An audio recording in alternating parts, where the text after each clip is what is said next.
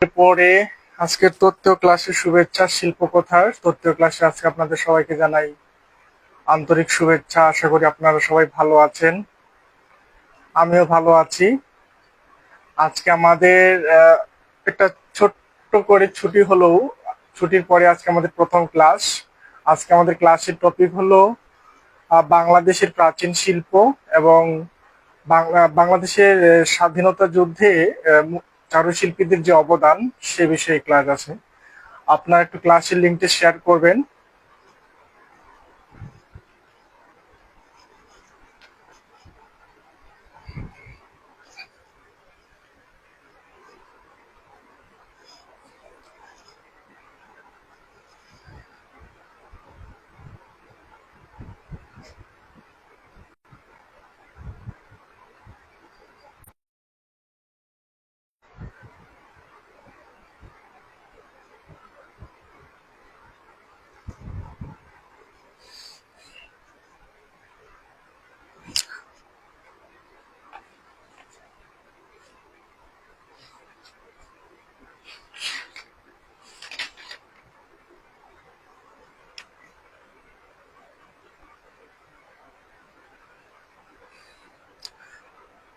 ক্লাসের একটু লিঙ্কটা শেয়ার করি।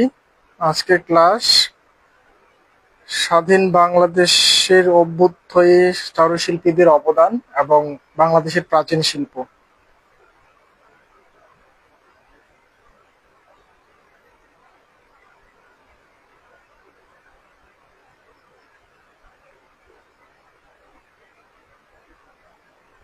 ঈদ কেমন কাটলো আপনাদের? ঈদের ছুটিতে আমি বাসায় আছি, এখনো আমি আমার কর্মস্থলে যেতে পারি নাই। সুতরাং ক্লাসগুলো একটু সেভাবে ম্যানেজ করতে হচ্ছে, এর জন্য একটু দুঃখিত।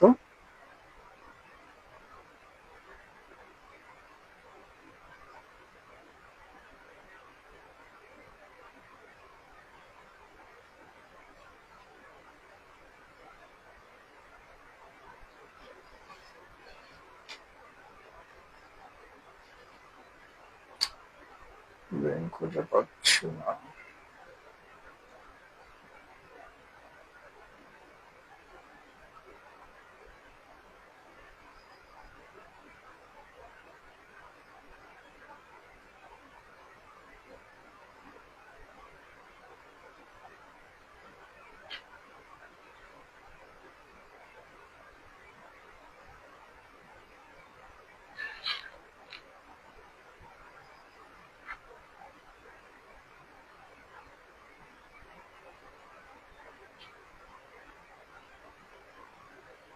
এই তো।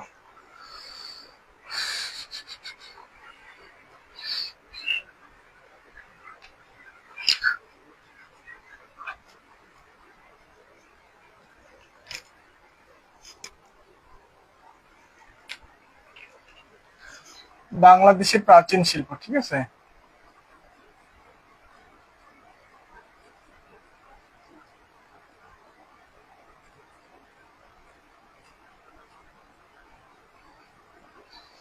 এই যে বাংলাদেশের প্রাচীন শিল্প,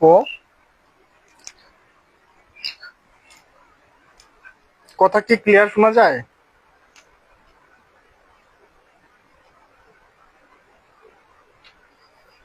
জি, ওয়ালাইকুম সালাম, আমি ভালো আছি।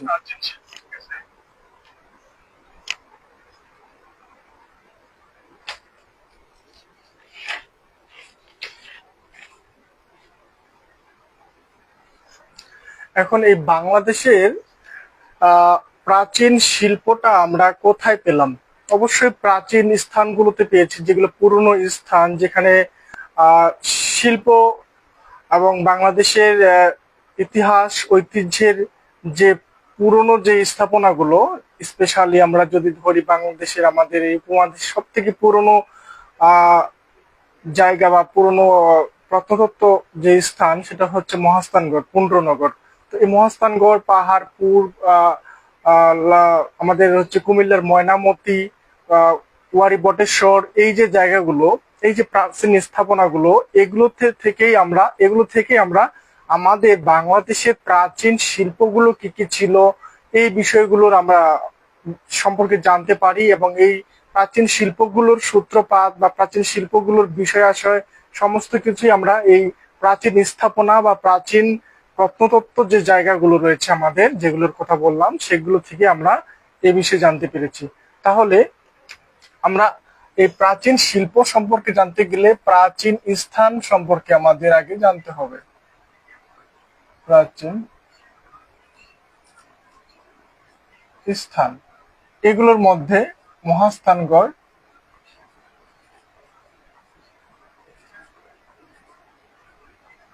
ময়নামতি,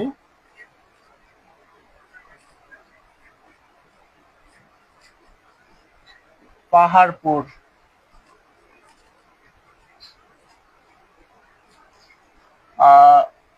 কুয়ারি বটেশ্বর,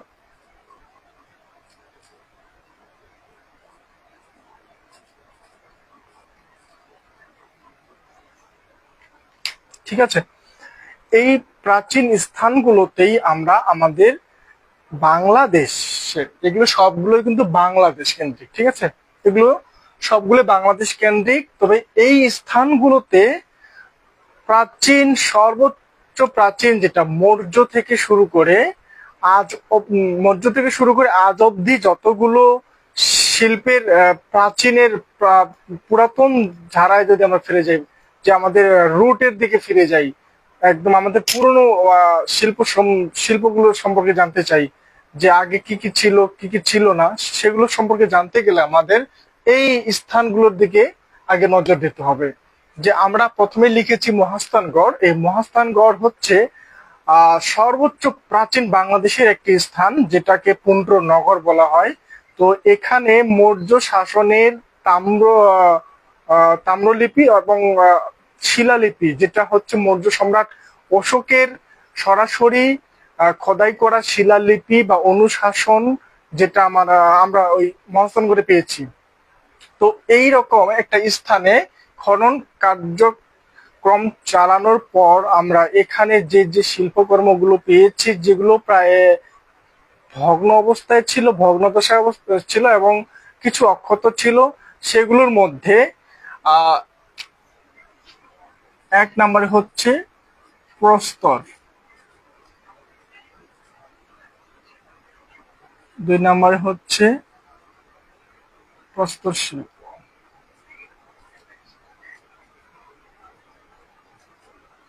মৃৎশিল্প, প্রস্তর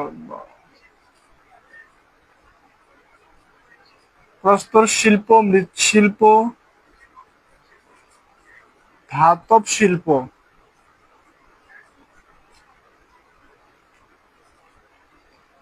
আরেকটা পাই হচ্ছে দারু শিল্প।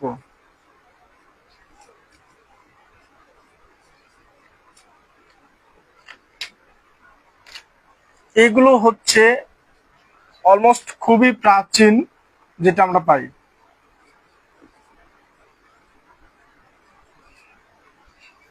এই পুরনো যে আমাদের বাংলাদেশের যে প্রাচীন স্থানগুলো রয়েছে, প্রাচীন যে আমাদের প্রত্নতত্ত্ব স্থানগুলো রয়েছে, সেখান থেকে আমরা যেগুলো পেয়েছি বা যেগুলো সম্ভবত পাওয়া গিয়েছিল, সেগুলোর মধ্যে অন্যতম হচ্ছে পাথরের যে শিল্পকর্মগুলো ছিল, পাথর দিয়ে তৈরি করা। আর সেগুলো হতে পারে কোনো ভাস্কর্য বা দেবদেবীর মূর্তি, সেটা যাই হোক না কেন, সেই শিল্পটা মানে ভাস্কর্য শিল্প। আর পেয়েছি মৃৎশিল্প, যেটা মাটির হাড়ি, পোড়া পোড়া মাটির হাড়ি অথবা রোদে শুকানো মাটির হাড়ি। এটা একটা গেল। আর একটা হচ্ছে টেরাকোটা, এই যে, আর হচ্ছে শিলালিপি, সরি শিলালিপি নয়, এটা হচ্ছে মাটির পোড়া মাটির পাত্রে, মাটির একটা স্ল্যাবের উপরে কোন একটা লিখন, সেটাকে যখন আবার পুড়িয়ে শক্ত করা হয়, এই ধরনের।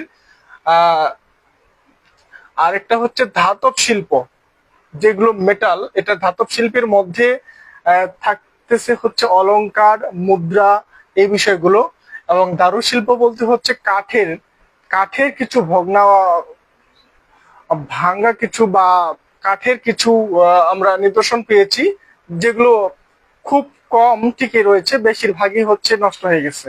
তো এটাও একটা এর মধ্যে পড়ে। এবং এই দারু শিল্পের চমৎকার চমৎকার নিদর্শন এখন আমরা যে দারুশিল্প আমাদের এই পর্যায়ে এসেছে, এটার একটা যে গৌরবময় ইতিহাস ছিল।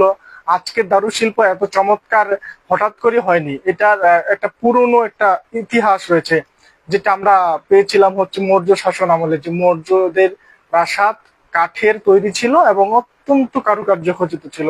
তাহলে আমরা এটা ধারণা করতেই পারি যে দারুশিল্পের একটা গৌরবময় ইতিহাস বা কাঠের খোদাই করা পালকি, পালঙ্ক, তারপরে হচ্ছে সিংহাসন, এগুলোর একটা গৌরবময় ইতিহাস ছিল, যেগুলো ম্যাক্সিমামই ধ্বংস হয়ে গেছে। উই পোকায় নষ্ট করছে, আবহাওয়া জনিত কারণে ঠিকই থাকেনি। কিন্তু এই দারুশিল্প, এটা হচ্ছে প্রাচীন শিল্পের একটি অন্যতম শিল্প। তো প্রস্তর শিল্পের মধ্যে আমরা দেখব হচ্ছে আহ এটা হচ্ছে কোষ্টি পাথরে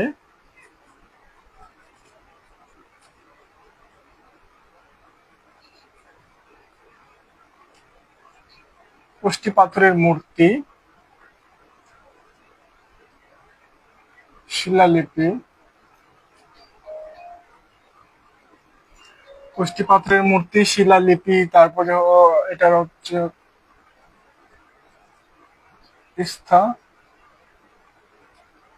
স্থাপনা শিল্প।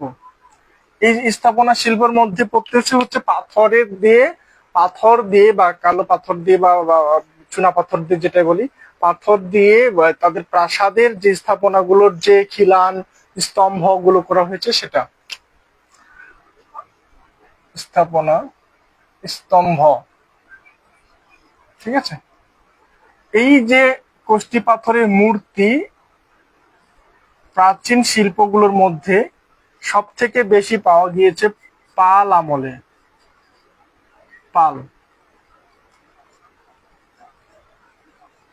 পাল আমলে পাওয়া বা পাল যুগে পাওয়া সব থেকে বেশি কোষ্টি পাথরের বা ব্ল্যাক বেসেল্টের যে ভাস্কর্যগুলো আমরা পাই, বেশিরভাগই হচ্ছে পাল যুগের।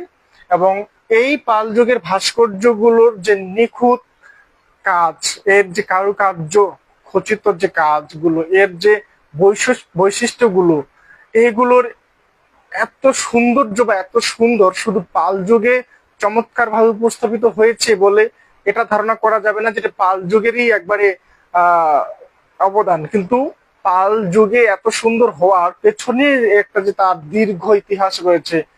এই যে তার ধীরে ধীরে ধীরে ধীরে সৌন্দর্যের দিকে সর্বোচ্চ সৌন্দর্য যখন পাল যুগে এসে উপস্থাপিত হলো ভাস্কর্যগুলোর, এই বিষয়টা হচ্ছে আমাদের বাংলাদেশের বা তথা সেই সময়ে ভাস্কর্য শিল্পের ক্ষেত্রে, প্রাচীন শিল্পের ক্ষেত্রে আমাদের যে অবদান, সেই অবদানটাই হচ্ছে এই পাল যুগে এসে এই ভাস্কর্য বা আমাদের কোষ্টি পাথরের মূর্তির যে বৈশিষ্ট্যগুলো সব থেকে ভালো হয়েছিল এই পাল যুগে এসে। আহ এটা গেল। আর শিলালিপি আছে, স্থাপনা শিল্প রয়েছে, স্তম্ভ রয়েছে। এটা প্রস্তর শিল্পের মধ্যে, এটা ম্যাক্সিমামই হচ্ছে ভাঙ্গা অবস্থায় পাওয়া গেছে কিছু, আর কিছু অক্ষত। আর আমরা যা পেয়েছি তার মধ্যে এগুলোই হচ্ছে অন্যতম। আর কিছু পাই, সেগুলো হচ্ছে এটাকে মিশিয়ে দিলাম। মৃৎশিল্পের মধ্যে পাই হচ্ছে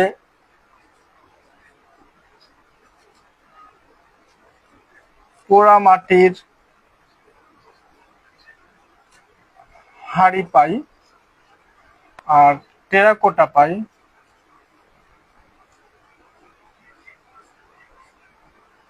পোড়া মাটির হাড়ি, টেরাকোটা। আর পাচ্ছি কি হচ্ছে পুতুল। ধাতব শিল্পের মধ্যে হচ্ছে অলংকার,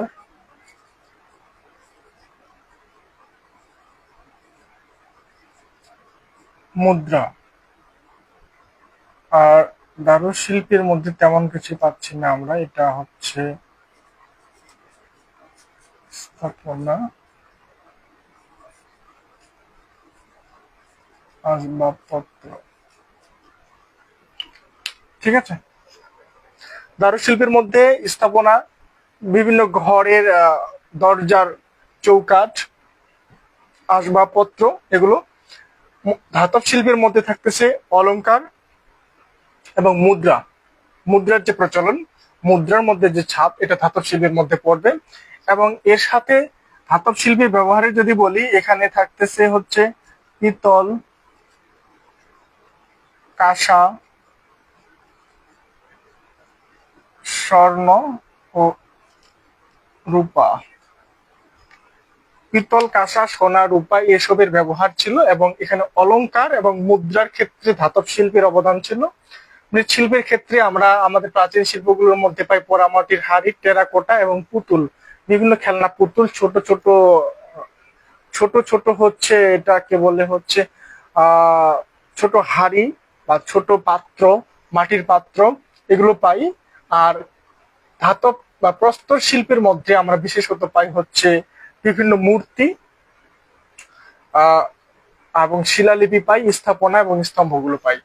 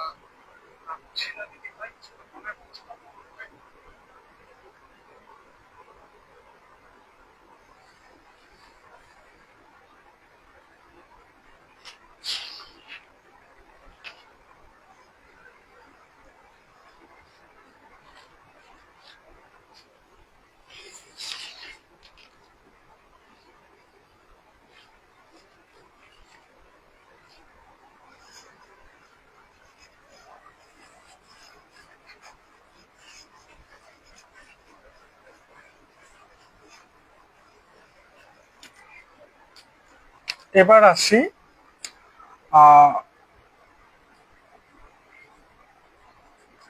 স্থাপত্য।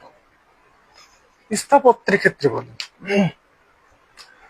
স্থাপত্যের ক্ষেত্রে আমরা যে জিনিসটা লক্ষ্য করি যে আমাদের বাংলাদেশে বর্তমান যে পুরনো স্থাপত্যগুলো রয়েছে, তার মধ্যে হচ্ছে এই স্থাপত্যগুলো তো দেখতেই পাই আমরা, এবং অনেকে এই জায়গাগুলোতেও গেছি।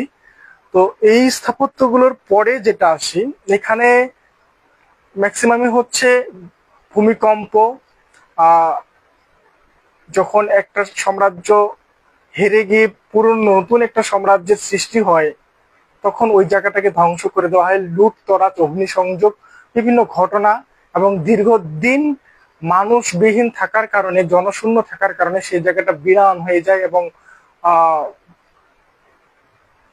বহুত গাছপালা, জঙ্গল হয়ে গিয়ে ওই জায়গাগুলো একেবারে নষ্ট হয়ে যায়। তো এই রকম অবস্থায় এই জায়গাগুলোকে পরবর্তীতে উদ্ধার করা হয়েছে, এবং খনন কার্য চালানোর পর এগুলোর প্রাচীন যে ইতিহাস, ঐতিহ্যগুলো আমরা জানতে পেরেছি। কিন্তু এগুলোর চাইতে আরেকটু আধুনিক যে স্থাপনাগুলো আমরা এখনো দেখতে পাই, তার মধ্যে হচ্ছে যখন 1204 সালের দিকে ইখতিয়ার উদ্দিন মোহাম্মদ বিন বখতিয়ার খিলজি প্রথম আমাদের এই গৌড় অঞ্চল দখল করেন, তথা আমাদের হচ্ছে আহ চাঁপাই নবাবগঞ্জ, রাজশাহীর এই সাইডে যখন উনি প্রথম আক্রমণ করলেন বা ঢুকলেন, বাংলায় ঢুকলেন, শেষ সেন রাজা লক্ষণ সেনকে পরাজিত করে 1204 সালে ইখতিয়ার উদ্দিন মোহাম্মদ বিন বখতিয়ার খিলজি বাংলা আক্রমণের মধ্য দিয়ে আমাদের এখানে ইসলামের আগমন ঘটে। এবং এখানে আরেকটি বিষয় হয় যে ইসলাম কেন্দ্রিক বা পারস্য বা তুর্কি এই ট্র্যাডিশন গুলোকে, বা এই যে আহ ইসলামিক স্থাপত্য বা ইসলামিক স্থাপত্যের প্রধান নিদর্শন হিসেবে মসজিদ নির্মাণ, ইমারত নির্মাণ, এই বিষয়গুলোর দিকে এখন আমরা আসি। তো এইখানে স্থাপত্যের ক্ষেত্রে আমরা যেটা পাই সেটা হলো মসজিদ।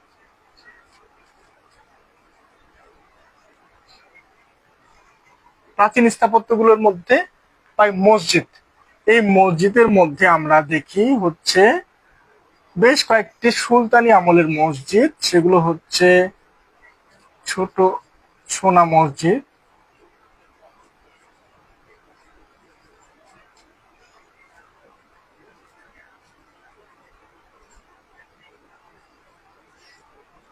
বাঘা মসজিদ, আরেকটি হচ্ছে কুসুম্বা কুসুম্বা মসজিদ। এগুলো এই তিনটি হচ্ছে সুলতানি আমলের।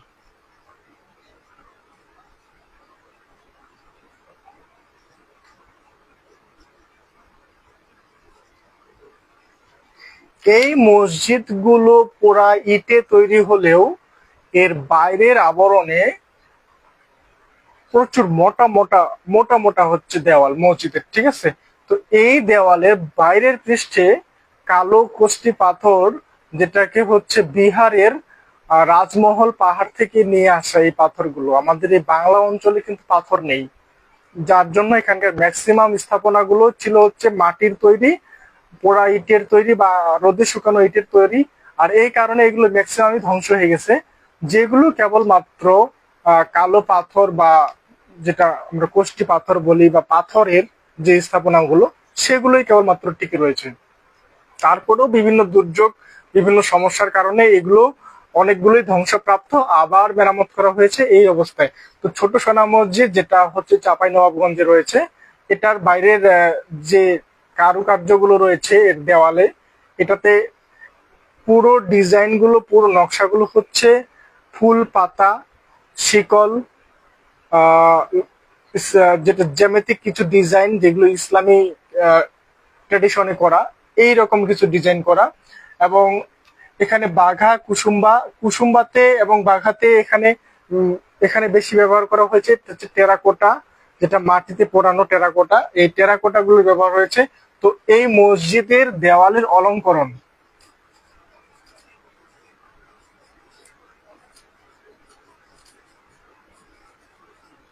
দেওয়াল অলঙ্করণ, ঠিক আছে। এই দেওয়াল অলঙ্করণের ক্ষেত্রে যে ডিজাইন বা নকশাগুলোর ব্যবহার রয়েছে, তো এই নকশা বা ডিজাইনগুলোর ব্যবহারটা হচ্ছে পারস্য কেন্দ্রিক এবং কিছুটা আমাদের দেশীয় মিশ্রণ। ছোট সোনা সোনা মসজিদের যে গম্বুজ রয়েছে, গম্বুজের উপরে দেখবেন চৌচালা ঘরের মতো করে ডিজাইন করা রয়েছে। এই ধরনের আমাদের যে বাংলাদেশের যে চৌচালা ঘর, চারদিকে চারটা চাল, এই রকম চালের ডিজাইন করে এখানে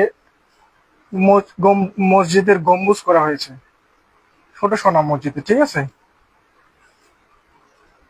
তো এই যে উপরের যে চৌচালা অংশটুকু, চৌচালার যে গম্বুজটা, এই চৌচালা গম্বুজটার যে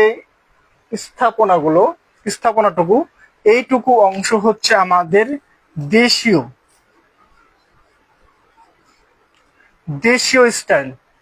আর বাকিটা হচ্ছে যে গম্বুজের যে স্টাইলটা, এটা আমাদের দেশীয় নয়, এটা হচ্ছে পারস্য বা বাইজেন্টাইন যে সভ্যতাগুলো ছিল সেই সভ্যতা থেকে, যেটা হচ্ছে তুর্কিরা নিয়ে এসেছিল।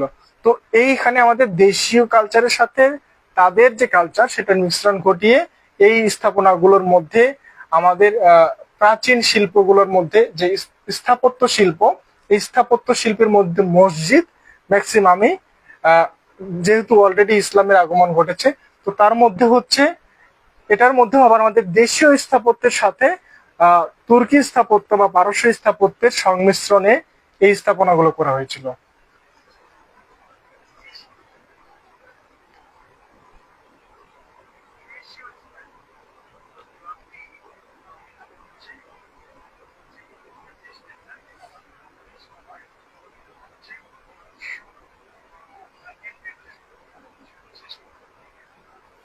জি, যামিনী রায় নিয়ে আমরা নেক্সট ক্লাস করব হচ্ছে পরপর, যখন আমাদের বাংলাদেশের শিল্পীদের শিল্পকর্ম জীবনী নিয়ে আলোচনা করব, তখন আমরা যামিনী রায়ের যে বাকি আছে যামিনী রায়কে তখন আমরা আলোচনা করব, ঠিক আছে।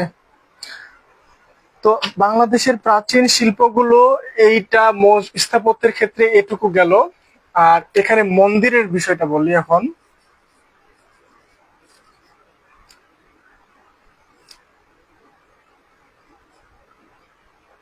মসজিদ কিন্তু পরবর্তীতে আরো অনেক হয়েছে, সাথে কিছু মন্দিরও ছিল। এই মন্দিরগুলোর মধ্যে রয়েছে হচ্ছে আমাদের ঢাকেশ্বরীর মন্দির, যেটা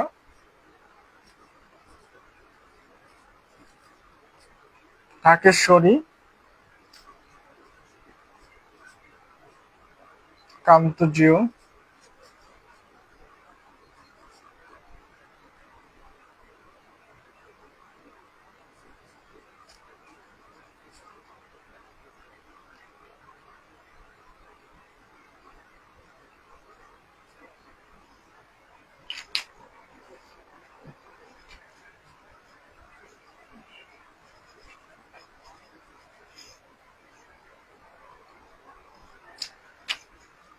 এটা হচ্ছে টেরাকোটা কান্তজিও মন্দির। এই পুরো মন্দিরের সারফেসটা, এবং আরেকটা এটা হচ্ছে পুঠিয়া মন্দির। এই মন্দিরগুলো আহ খুব বেশি পুরাতন না। এটা মোটামুটি 1800 শতকের দিকে, 18 শতক এবং 1800 শতক এবং তারও কিছু আগে, যেটা 17 শতক, এই সময়ের। তো এই মন্দিরগুলোর বৈশিষ্ট্য হচ্ছে এগুলোর মধ্যে কান্তজিও মন্দির এবং পুঠিয়া মন্দির, এই মন্দির দুটো পুরোটাই হচ্ছে ছোট্ট ছোট্ট ছোট ছোট ফলক, যে ফলকগুলোর মধ্যে বিভিন্ন ফিগার, ধর্মীয়, বিশেষত রামায়ণ মহাভারতের বিভিন্ন কাহিনী, ধর্মীয় বিভিন্ন দেবদেবীর মূর্তি। এই ফলকগুলো, ছোট ছোট ফলকগুলো মন্দিরের দেওয়ালে ইটের মতো করে লাগিয়ে দিয়ে এই পুরো মন্দিরটাকে ডেকোরেশন করা হয়েছে। এবং এই পোড়ামাটির ফলকগুলোর কারণেই এই মন্দিরটি অত্যন্ত নান্দনিক হয়েছে। আর এই পোড়ামাটির মূর্তি বা পোড়ামাটির যে ফলকগুলো, এগুলোই হচ্ছে এই মন্দিরের সব থেকে আকর্ষণীয় বিষয় এবং শৈল্পিক বিষয়। সুতরাং স্থাপত্যের ক্ষেত্রে মন্দির বা মসজিদের পুরনো মসজিদগুলো পুরোটাই হয়েছিল হচ্ছে সুলতানি আমলের বিভিন্ন প্রাচ্যের সাথে পাশ্চাত্যের সংমিশ্রণে। আর মন্দিরগুলো পুরোটাই হয়েছে আমাদের স্থানীয় দেশীয় যে টেরাকোটা ভাস্কর্যের যে বৈশিষ্ট্য এবং আমাদের ধর্মীয় যে গল্প কাহিনীগুলো রয়েছে বা দেবদেবী রয়েছে, তাদের তাদের ছবি এবং তাদের ঘটনাগুলোকে কেন্দ্র করে এই মন্দিরগুলোর দেওয়াল অলঙ্করণ করা রয়েছে। এটা গেল আমাদের স্থাপত্যের ক্ষেত্রে। এখন আরেকটা বিষয় দেখি।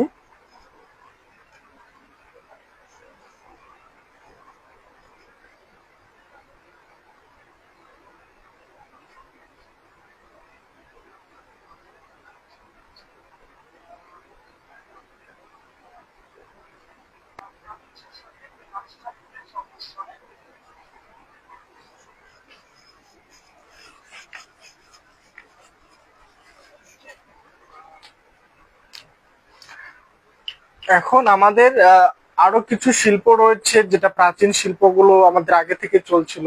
মুঘল আমলে সব থেকে বেশি যে জনপ্রিয় শিল্পটা ছিল আমাদের স্থানীয় আহ, যারা বুনন শিল্পী, তাদের হাতে তৈরি করা মসলিন শাড়ি। আর এই মুঘল সম্রাটদের অত্যন্ত পছন্দের বা পোশাক বা পছন্দের বস্ত্র হিসেবে তারা যেটা গ্রহণ করত, স্থানীয় বুনন শিল্পী বা আহ, তাঁতিদের তৈরি মসলিন শাড়ি, যেটা সেই সময়ে সারা বিশ্বে জগৎ বিখ্যাত একটি মসলিন শাড়ি হিসেবে, বাংলার এই মসলিন শাড়ি জগতে বিখ্যাত ছিল, পুরো পৃথিবী জুড়ে এর খ্যাতি ছিল। তো আমরা এখন এই বুনন শিল্পের দিকে যাই একটু।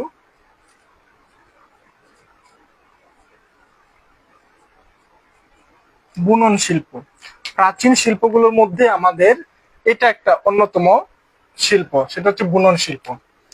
এখানে আছে মসলিন, জামদানি,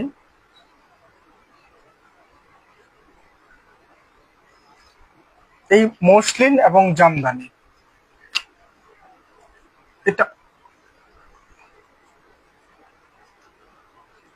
বিখ্যাত, এই মসলিনটা বিভিন্ন দিক থেকে বিখ্যাত, কারণ এটাকে পুরো একটা শাড়িকে একটা দেশালাইয়ের বক্সের মধ্যে ভরানো যায়, একটা রিং এর মধ্য দিয়ে পাস করানো যায়, এবং মুঘল সম্রাটদের অত্যন্ত পছন্দের একটা পোশাক।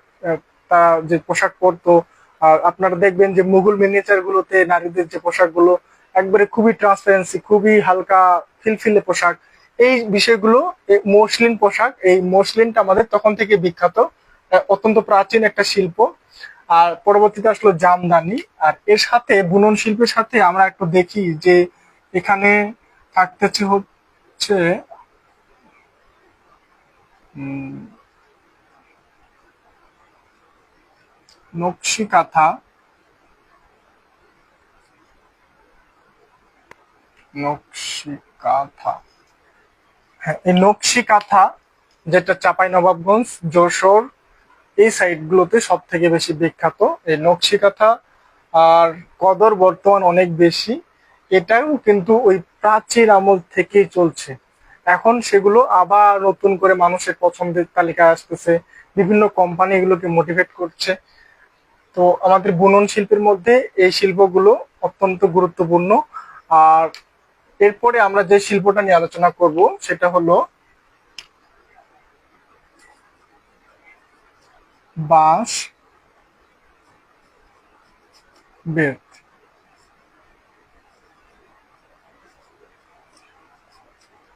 ঝুড়ি,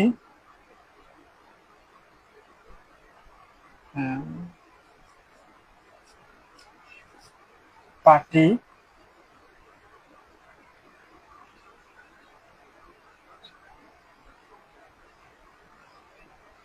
ঝুড়ি, পাটি,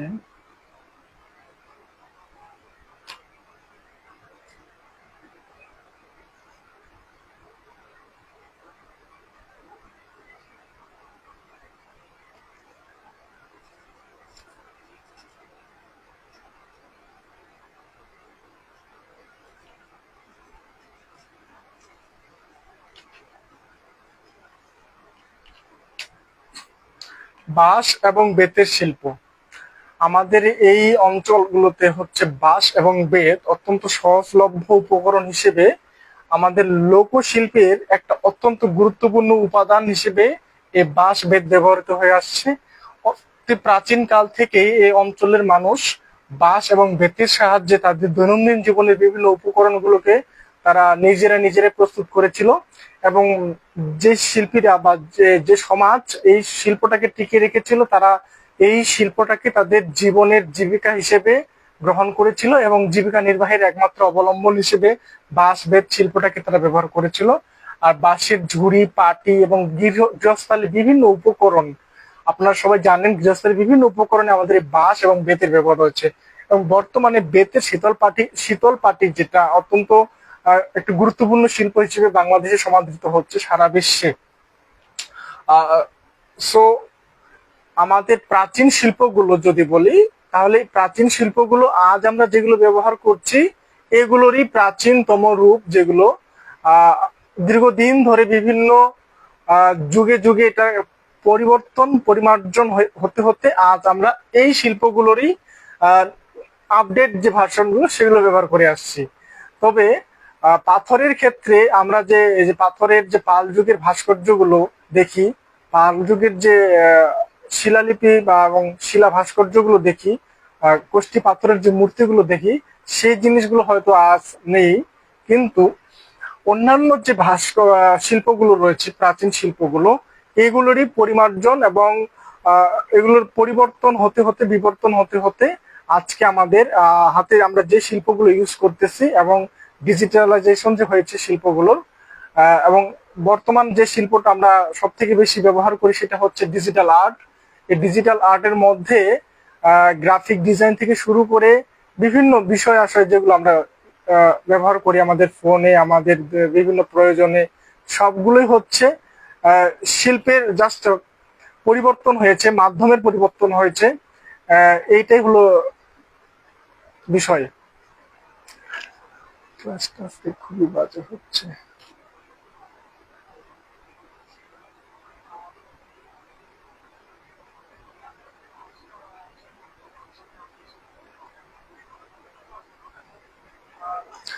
কান্ত জিও, ঠিক আছে, কান্ত জিও অথবা কান্ত জিও।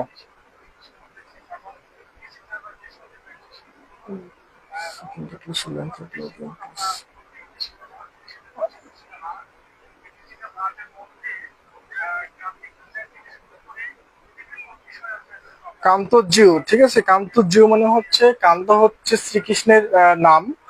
তো জিও মানে হচ্ছে যুগল। শ্রীকৃষ্ণ এবং রাধার যুগল মূর্তি রয়েছে এই মন্দিরে, এই জন্য এটাকে কান্ত জিও বলা হয়। এই মন্দিরের পুরো দেওয়াল জুড়ে টেরাকোটা আর টেরাকোটা, সবগুলোই হচ্ছে রামায়ণ মহাভারতের কাহিনী অবলম্বনে আহ এই টেরাকোটা গুলো করা। পুরো মন্দিরের দেওয়াল জুড়ে টেরাকোটা গুলো স্থাপন করা রয়েছে।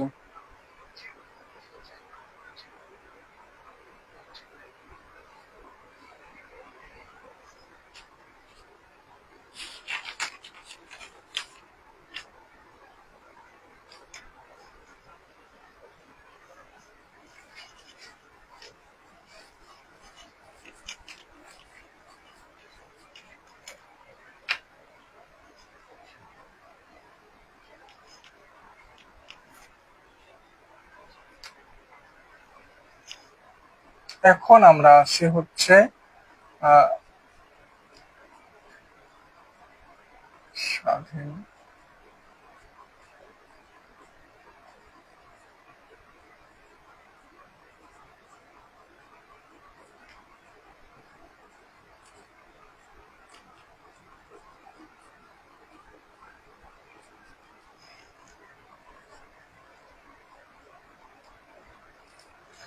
স্বাধীন বাংলাদেশের অভ্যুদয়ে চারুশিল্পীদের অবদান।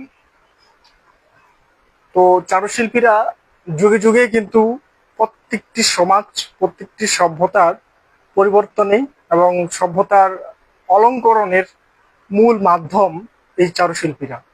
তো বাংলাদেশের যখনই এই আপনারা সবাই জানেন বাংলাদেশের ইতিহাসে আমরা 47 সালে যখন দেশ ভাগ হয়ে যায়, 47 সালের আগ পর্যন্ত পুরো কালচারটাই ছিল হচ্ছে কলকাতা কেন্দ্রিক। কলকাতাতে যখন আর্ট কলেজ হলো, সেখানে শিল্পীরা গিয়ে ড্রয়িং শিখছে। শিল্প শিক্ষার পুরো প্রচলনটাই কলকাতা কেন্দ্রিক ছিল। 47 সালে দেশভাগের পরে এই শিল্পীরা, যারা বাংলাদেশের শিল্পী ছিল, জাতিসত্তার ভিত্তিতে যেহেতু এই দেশভাগ হয়, তখন এই বাংলাদেশের শিল্পীরা বাংলাদেশে ব্যাক করলো। তারা ঢাকা কেন্দ্রিক শিল্প চর্চার জন্য এখানে একটি সরকারি চারুকলা ইনস্টিটিউট প্রতিষ্ঠা করলো। জয়নুল আবেদিনের হাত ধরেই এইসবের সৃষ্টি হচ্ছিল। তবে তার সহকারী হিসেবে সেই সময় মুস্তফা মনোয়ার, কামরুল হাসান, আহ দেবব্রতী চক্রবর্তী, তো এই ধরনের শিল্পী, মুর্তুজা বশির, এরা সাথী হিসেবে বা তার সহকর্মী হিসেবে এই প্রথম সরকারি চারুকলা ইনস্টিটিউট প্রতিষ্ঠা করেন ঢাকায়। তো পরবর্তীতে বাংলাদেশের প্রত্যেকটি আন্দোলনের সাথে, বায়ান্নর ভাষা আন্দোলন থেকে শুরু করে আহ আমাদের স্বাধীনতা যুদ্ধ, 1971-এর মুক্তিযুদ্ধেও তারা প্রত্যেকটি আন্দোলনে অগ্রণী ভূমিকা পালন করেছে। আন্দোলনকারীদেরকে শক্তি সাহস জুগিয়েছে বিভিন্ন ধরনের কার্টুন, ব্যঙ্গচিত্র, ফেস্টুন, প্ল্যাকার্ড, ব্যানার, এইসব অলঙ্করণ করে এই আন্দোলনকারীদেরকে শক্তি, সাহস, মনোবল জুগিয়েছেন এই শিল্পীরা। তবে 71 সাল কেন্দ্রিক তাদের যে অবদান, সেটা নিয়ে আজকের আমাদের আলোচনা। তো ভাষা আন্দোলন থেকে কিন্তু মোটামুটি এরা সব দিকেই যে সাপোর্ট দিয়েছিল, সেটা হচ্ছে তাদের অবদানটাই ছিল হচ্ছে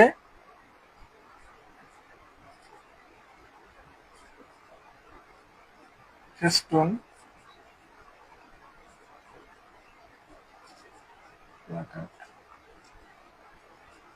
ব্যানার,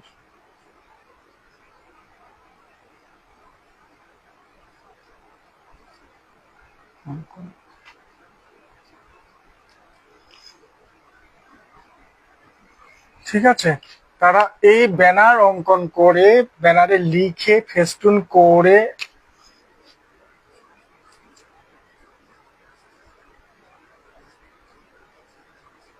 ব্যঙ্গচিত্র, কার্টুন,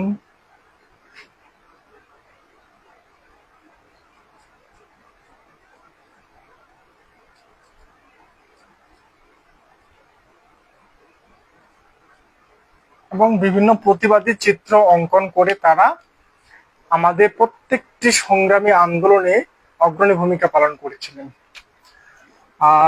52 ভাষা আন্দোলনে, 52তে কি করেছিলেন? হাশেম খান নয়, হামিদুজ্জামান।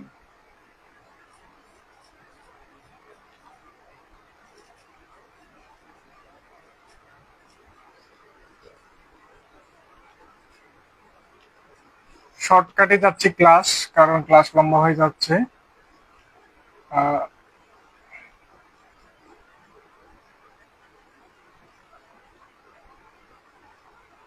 মিনার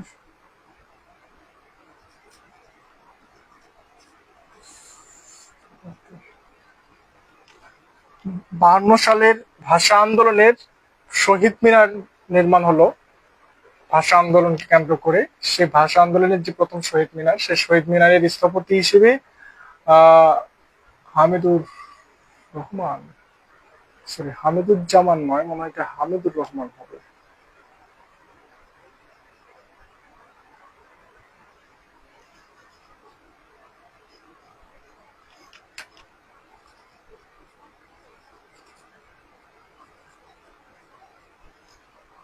হামিদুর রহমান এবং নভেরা,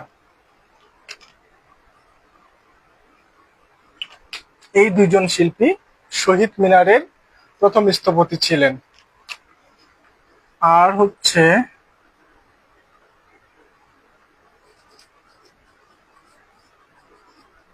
জাতীয় পতাকা,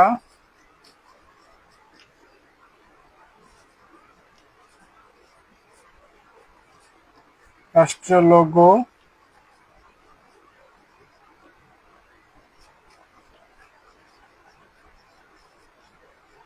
এসবের ডিজাইনার ছিলেন কামরুল হাসান।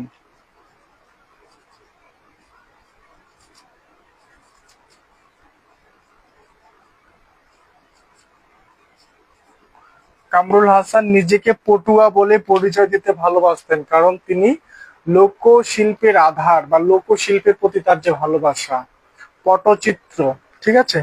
তো এই কামরুল হাসানের অবদানই মনে হয় আমার কাছে মনে হয় যে সব থেকে বেশি সক্রিয় ছিলেন তিনি আমাদের 71-এর মুক্তিযুদ্ধে। তার আঁকা একটি অন্যতম প্রতিবাদী চিত্র হচ্ছে এই জানোয়ারদের হত্যা করতে হবে। ইয়াহিয়া খানের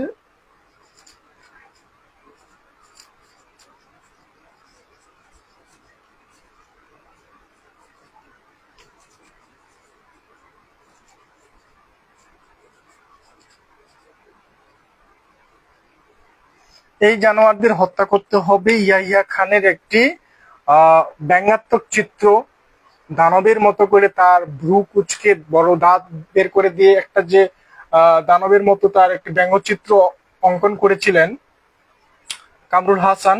এই ছবিটি 71-এর মুক্তিযুদ্ধে মুক্তিকামী জনসাধারণকে সব থেকে বেশি অনুপ্রাণিত করেছে, যুদ্ধে ঝাঁপিয়ে পড়তে তাদেরকে উৎসাহিত করেছে। তো এই ছবিটি অত্যন্ত গুরুত্বপূর্ণ একটি বিষয়, এটা 3 স্টার দিয়ে রাখতে পারেন, কারণ এটা কার আঁকা? পটুয়া কামরুল হাসানের আঁকা এই জানোয়ারদের হত্যা করতে হবে। এবং পটুয়া কামরুল হাসানের আরেকটি চিত্রকর্ম রয়েছে, যদিও এটি 71-এর পরবর্তী সময়ে, এটিও একটি বিদ্রোহী ছবি। এটা হচ্ছে দেশ আজ বিশ্ব বেহায়ার খপ্পরে।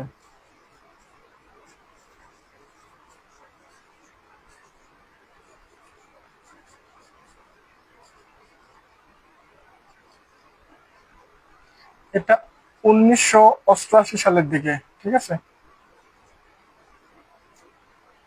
1988 সালের একটি ছবি।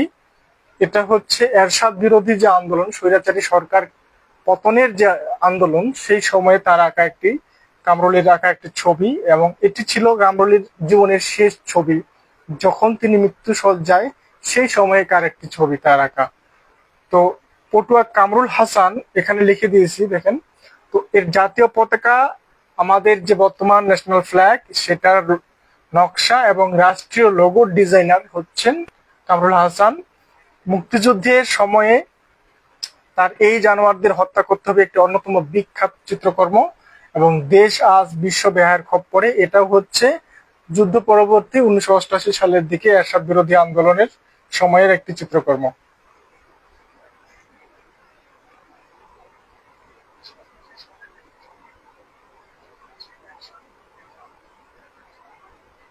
জি জি, হামিদুর রহমান।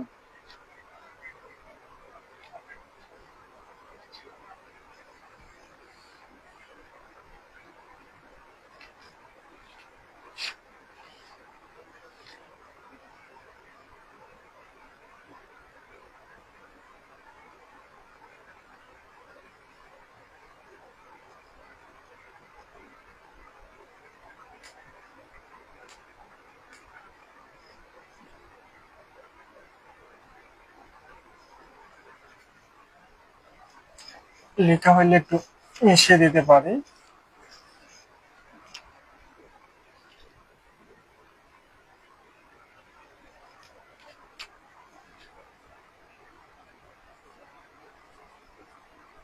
1971-এর মার্চ মাস, 1971 সালের মার্চ মাস, যখন দেশে যুদ্ধের দামামা বাজতেছে, যুদ্ধ এই লাগবে লাগবে অবস্থা। তো সেই সময়ে জয়নুল আবেদিন সহ বিভিন্ন শিল্পী যারা ছিলেন, তাদেরকে সাথে নিয়ে, জয়নুল আবেদিনের সাথে সর্বোচ্চ সহায়তাকারী হিসেবে ছিলেন হচ্ছেন কবি সুফিয়া কামাল। জয়নুল আবেদিন এবং সুফিয়া কামাল। জয়নুল প্লাস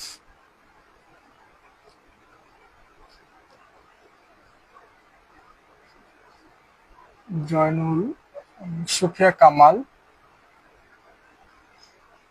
এই জয়নুল এবং সুফিয়া কামাল মিলে এবং অন্যান্য শিল্পী যারা আছে,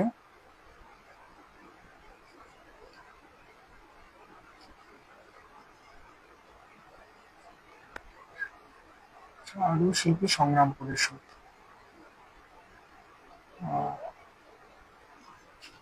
জয়নুল এবং সুফিয়া কামাল মিলে তারা কি করলেন, একটি সংগ্রাম পরিষদ গঠন করলেন।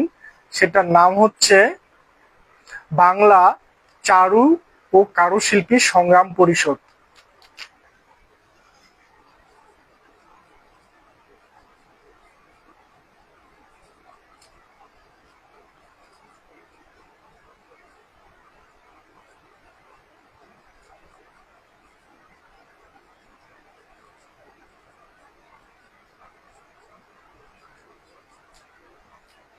বাংলার চারু ও কারুশিল্পী সংগ্রাম পরিষদে জয়নুল আবেদিনের সাথে সুফিয়া কামাল, এই শিল্পী কবির কবি সুফিয়া কামালের সর্বোচ্চ সহযোগিতায় অন্যান্য শিল্পীরা মিলে বাংলা চারু ও কারুশিল্পী সংগ্রাম পরিষদ গঠন করেন। তবে জয়নুল আবেদিন যুদ্ধের সময়ের অধিকাংশ সময় বাংলাদেশে ছিলেন, পাকিস্তানিদের কড়া নজরে ছিলেন এবং অনেক সময় আত্মগোপনে ছিলেন। জয়নুল আবেদিনের অনেক শিল্পকর্ম এবং অন্যান্য শিল্পীদের শিল্পকর্ম নিয়ে কলকাতা, হ্যাঁ কলকাতা বিড়লা একাডেমিতে একটি চিত্র প্রদর্শনী হয়েছিল। সেটা লিখে দিই। এইটা হলো সংগ্রাম পরিষদ গঠন করেছিলেন 1971 সালে মার্চ মাসে। এখানে জয়নুলের সাথে সুফিয়া কামাল, এই শিল্পীটার নাম মনে রাখবেন, কবির নাম মনে রাখবেন। এরপরে হচ্ছে প্রদর্শনী, গুরুত্বপূর্ণ বিষয়গুলো জাস্ট লিখে দিচ্ছি। Birla academy,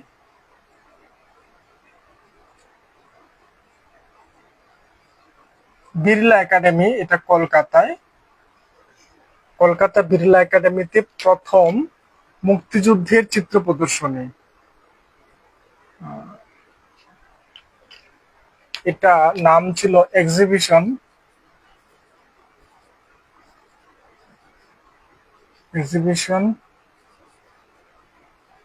of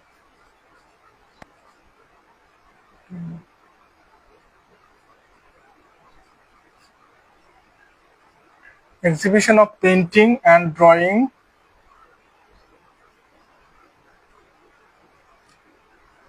by the artist of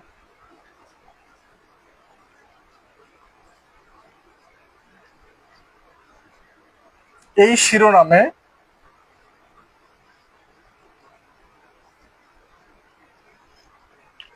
exhibition of painting and drawing by the artist of Bangladesh, এই শিরোনামে যে প্রদর্শনী হয়েছিল সেটা হচ্ছে বিড়লা একাডেমি কলকাতা। কলকাতার বিড়লা একাডেমিতে এই চিত্র প্রদর্শনীটা হয়েছিল মুক্তিযুদ্ধের সময়ে। এখানে অংশগ্রহণকারী শিল্পীরা হচ্ছেন জয়নুল আবেদিন,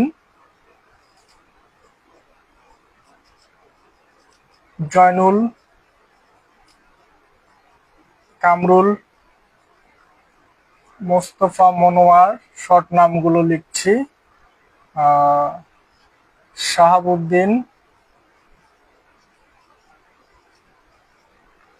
আরেকজনের নাম না বললে নয়, তিনি হচ্ছেন নিতুন কুন্ডু আর প্রাণেশ মণ্ডল। নিতুন কুন্ডু,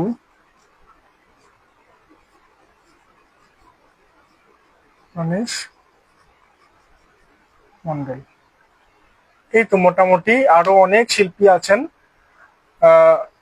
মোটামুটি কমন যে শিল্পীগুলো, যাদের ছবিগুলো সব থেকে বেশি আলোচিত, তারা হচ্ছেন জয়নুল আবেদিন, কামরুল হাসান, মোস্তফা মনোয়ার, শাহাবুদ্দিন, মিতুন কুন্ডু, প্রাণেশ মণ্ডল।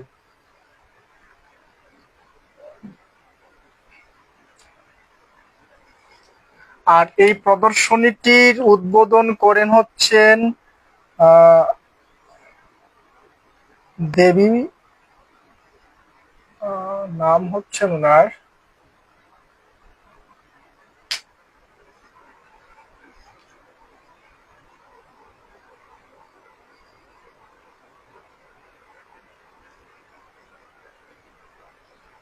এই জায়গাটা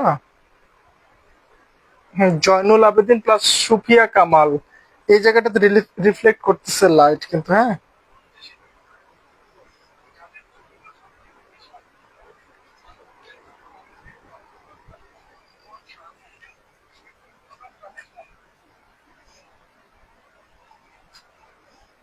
তাও তো রিফ্লেক্ট করে ঠিক হচ্ছে না।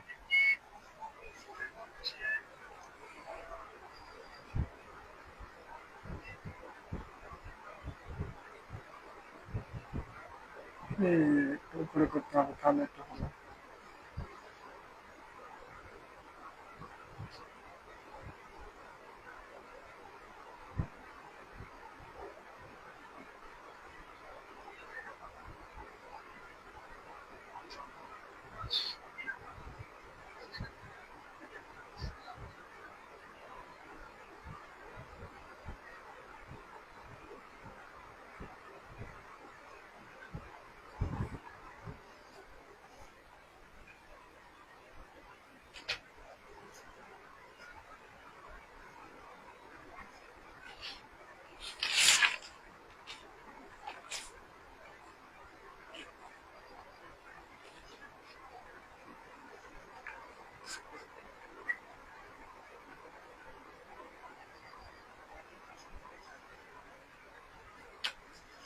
এখানে আরেকটি বিষয় লিখে দেই,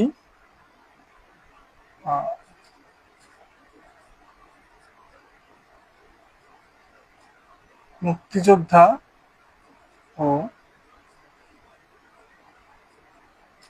শিল্পী একই সাথে একজন প্লাটুন কমান্ডার, একজন মুক্তিযোদ্ধা, প্লাটুন কমান্ডার, একই সাথে একজন শিল্পী। তিনি শিল্প কর্ম বা ছবি এঁকে দেশের মুক্তিযোদ্ধাদের যেমন অনুপ্রাণিত করেছেন, আবার নিজেও একজন দুর্দান্ত মুক্তিযোদ্ধা ছিলেন এবং প্লাটুন কমান্ডার ছিলেন, গেরিলা যোদ্ধা ছিলেন। এই রকম একজন শিল্পী যার চিত্রকর্মে দুর্দান্ত গতি দেখতে পায়, ছবির মধ্যে গতি, মানুষ আর রিয়েলিস্টিক ধাঁচের যে ছবিগুলো, যেটা ইউরোপীয় ধাঁচের ছবি, এই রকম একজন মানুষ হচ্ছেন শিল্পী শাহাবুদ্দিন। তাহলে শিল্পী শাহাবুদ্দিন অত্যন্ত একজন গুরুত্বপূর্ণ একাত্তরের সময়ের শিল্পী। তিনি একই সাথে একজন গেরিলা যোদ্ধা, প্লাটুন কমান্ডার এবং শিল্পী ছিলেন।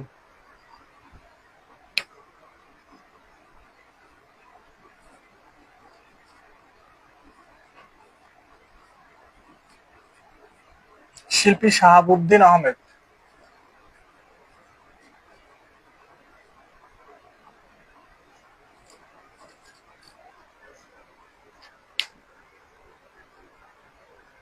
এটুকু একটু আলাদা, এটুকু আলাদা বিষয়। হ্যাঁ, এটা এটা এটা আলাদা, এটুকু আলাদা।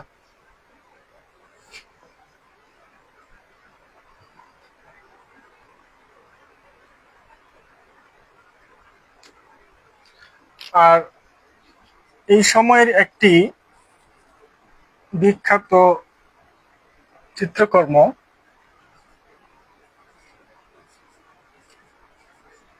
বাংলার, আচ্ছা আমি এটা পরে লিখি,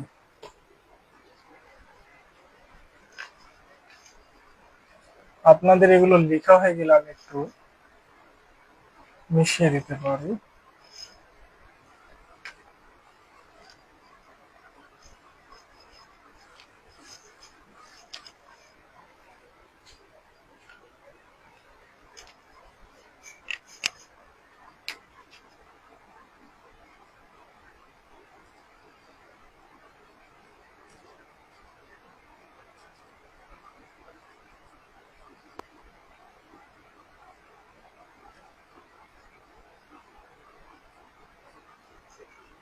বাংলার মায়েরা, মেয়েরা, আমরা সবাই মুক্তিযোদ্ধা।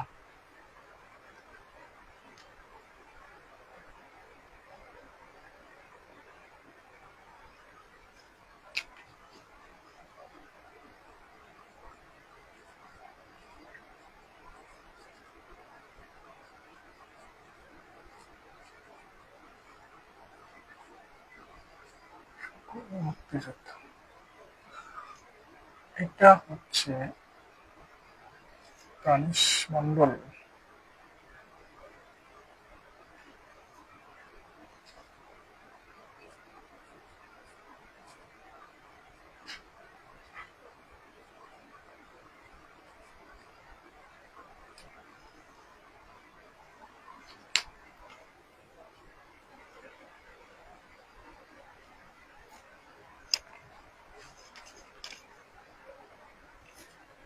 প্রাণেশ মণ্ডলের আঁকা বাংলার মায়েরা, মেয়েরা সকলেই মুক্তিযোদ্ধা।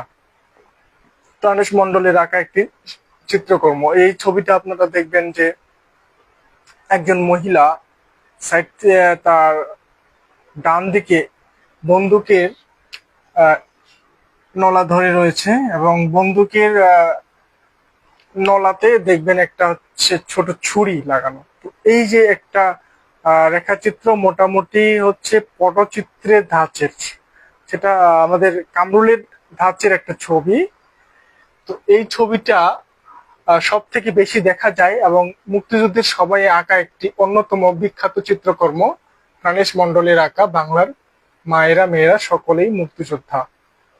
এবং অন্যান্য যে বিষয়, যে ছবিগুলো সব থেকে বেশি অনুপ্রাণিত করেছে, কামরুল হাসানের আঁকা এই জানোয়ারদের হত্যা করতে হবে এবং মিথুন কুণ্ডুর আঁকা বেশ কিছু ছবি, সেগুলো হচ্ছে বাংলার বীর মুক্তিযোদ্ধা, স্বাধীন বাংলা, এইরকম হচ্ছে বাংলার হিন্দু মুসলমান, আমরা সবাই বাঙালি, বাংলার হিন্দু, বাংলার মুসলমান, বাংলার বৌদ্ধ, বাংলার খ্রিস্টান, বাংলার মুসলমান, আমরা সবাই বাঙালি।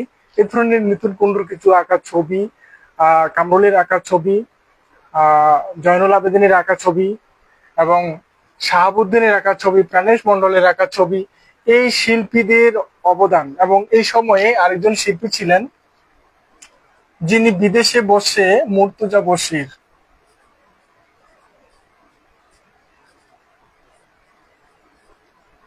মুর্তজা বশির সেই সময় ফ্রান্সে ছিলেন। ফ্রান্সে।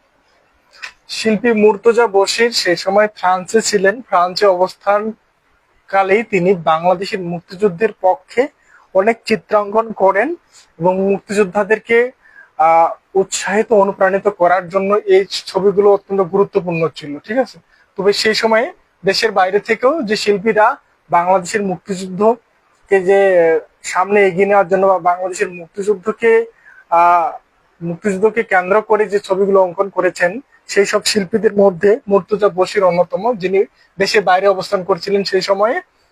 আর বাকি যে ছবিগুলো রয়েছে, কোন কোন শিল্পীর কোন ছবিগুলো বিখ্যাত সেগুলো আপনারা বইয়ে পাবেন। আমার আশা করি এগুলো থেকে মোটামুটি কমন প্রশ্নগুলো আসার সম্ভাবনা সব থেকে বেশি। এর বাইরের কিছু বিষয় আপনারা নিজে থেকে দেখবেন এবং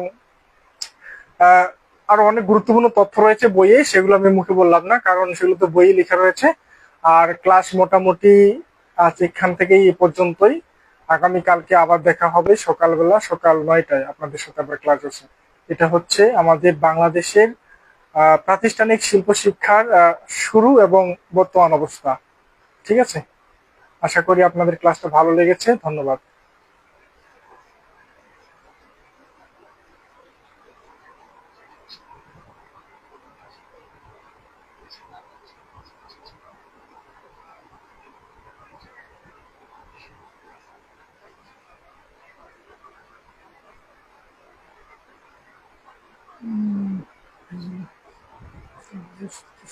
কি বিশ্লেষণ করবো?